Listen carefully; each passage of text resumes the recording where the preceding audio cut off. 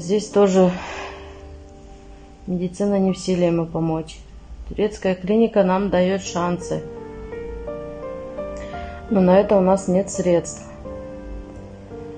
Сейчас собрано 730 тысяч, и сбор остановился. Прошу всех неравнодушных людей помочь нам закрыть этот сбор, чтобы Арсен выздоровел